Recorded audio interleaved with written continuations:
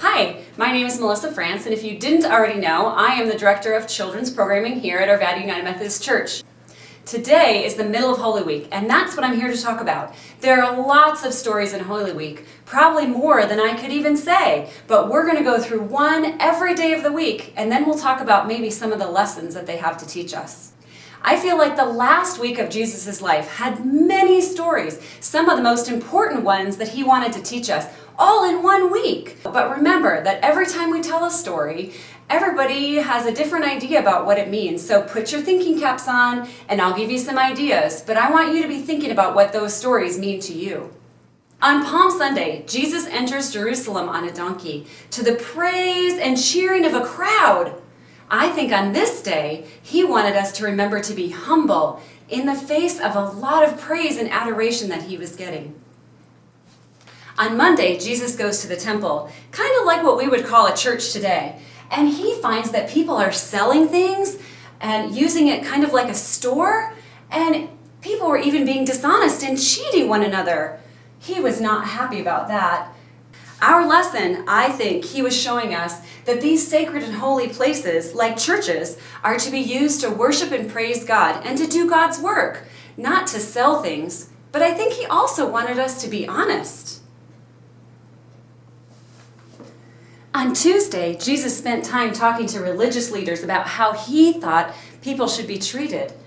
He also spent time with crowds that would gather around him in the city and talk to them about stories and parables. A parable is a story that teaches us a lesson, and he used that because it was easy for them to understand. I think his lesson for Tuesday was to never stop teaching people how to treat each other. All kinds of people, all the time, about God and about being fair and kind.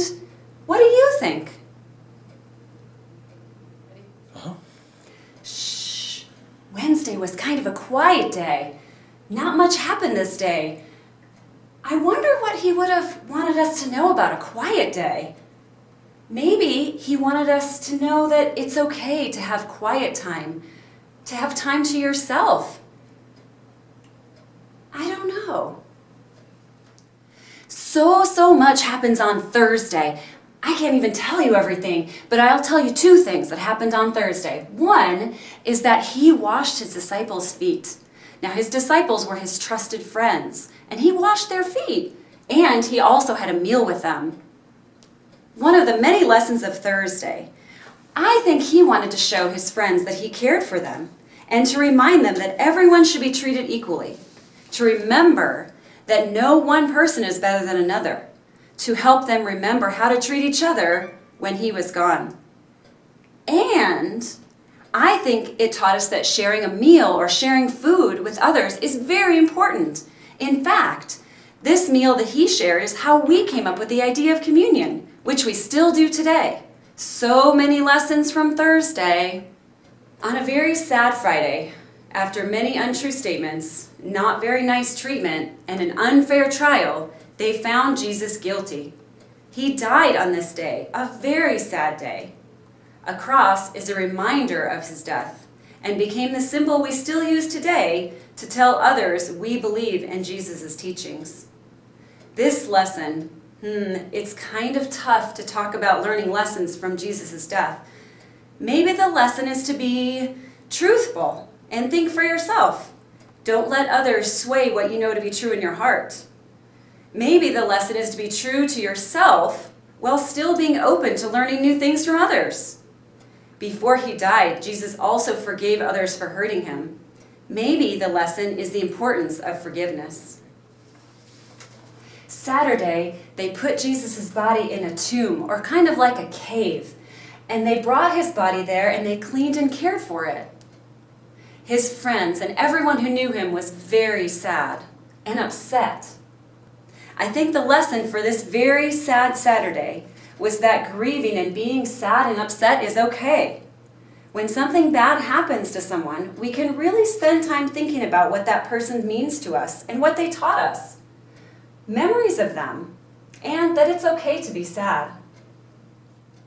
Easter Sunday! This is the morning when they returned to the tomb or the cave, and Jesus' body was gone. We don't know where it went. Easter Sunday has a lot of lessons. What is the first one you think of? Jesus was so important to people, even after he died, that they began to remember him and be touched by his spirit.